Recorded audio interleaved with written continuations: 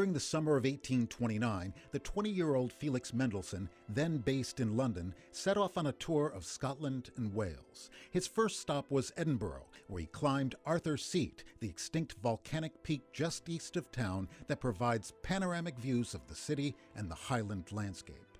He also made a memorable visit to the ruins of the Holyrood Abbey, describing it in a letter to his family. In the evening twilight, we went to the palace where Queen Mary lived and loved. The chapel close to it is now roofless. Grass and ivy grow there, and at that broken altar, Mary was crowned Queen of Scotland. Everything around is broken and moldering, and the bright sky shines in. I believe I found today in that old chapel the beginning of my Scottish symphony. Mendelssohn included a sketch of the symphony's opening theme with this letter, but 13 years would pass before he completed the piece. The struggle this gap implies, as well as the difficulties Mendelssohn encountered while composing his following two symphonies, provide us with an opportunity to examine his confrontation with the challenge faced by every European composer of the era who harbored ambitions as a symphonist, namely the task of matching or even surpassing the stature of Beethoven's groundbreaking examples in the genre. In fact, Mendelssohn's Third Symphony, composed in 1841 and published the following year, is his last, its numerical designation simply reflecting its publication date. In many respects, it is a summation of Mendelssohn's quest to develop a symphonic style that synthesized his particular creative voice with the genre's broad-based structural and rhetorical demands. While the invariable polish of Mendelssohn's music reflects his conservative upbringing and training, his sensibilities were decidedly romantic. Moreover, his brand of romanticism emphasized lyricism, mystery, gentle poeticism, colorful evocation, and intimacy, qualities that yield exquisite localized effects, but which can also render the arc of a large, abstract musical form difficult to perceive.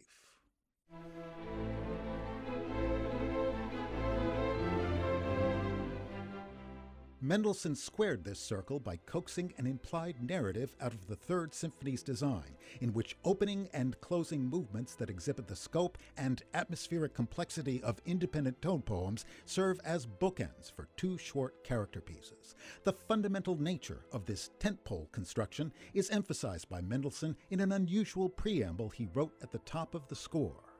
The movements of this symphony must follow one another immediately and must not be separated by the customary long pauses. The first movement begins with Mendelssohn's darkly hued setting of the theme inspired by his visit to the Holyrood ruins. This somber introduction then gives way to the urgent, often stormy music of the movement proper, its lilting 6/8 time signature generating echoes of Scottish folk music. Once this energy is finally spent, we are brought back to the mournful atmosphere of the symphony's beginning with the return of the opening chorale. After all the agitation and tumult, we've come full circle, and the path to an expected symphonic catharsis remains obscure. The characteristically elfin Mendelssohn scherzo that follows is centered around a spry theme derived from the five-note pentatonic scale that's a staple of folk music around the world, its rhythm characterized by the two-note Scotch snap figure that's so evocative of the Highlands. And although the mostly lyrical character of the ensuing slow movement brings to mind Mendelssohn's beloved Songs Without Words, the ubiquitous presence of dotted, martial-sounding rhythms underlines the symphony's architecture by foreshadowing the sense of conflict that will dominate the final movement.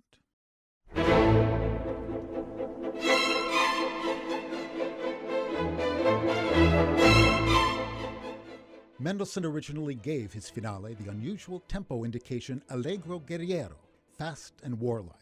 This movement, which is cast in the austere A minor key of the symphony's opening, has a fierce energy that's created by quick snapping rhythms, narrowly spaced volleys of sound between sections of the orchestra, and the consistent tread of quarter notes that evoke the specter of soldiers on the march. As in the first movement, the atmosphere of struggle eventually dissipates, but here it leads to a buoyant hymn of thanksgiving in A major that recalls the finale of Beethoven's Pastoral Symphony and completes the implied darkness to light narrative arc of Mendelssohn's Third. Although he'd worried about his ability to summon the particular quality of inspiration that had informed an experience more than 10 years past, the following passage from a letter Mendelssohn and a companion sent in 1829 upon the conclusion of their Scottish journey confirms that his Third Symphony captures the full scope of that youthful adventure. This, then, is the end of our Scottish trip and the last of our joint letters. We've been happy together, roaming round the country as gaily as if storm and rain had not existed. But exist they did. We had weather to make trees and rocks crash, and it's no wonder the Highlands have been called melancholy. But we too have been happy enough, laughing, rhyming, sketching, growling at each other and at the world. We won't forget it as long as we live.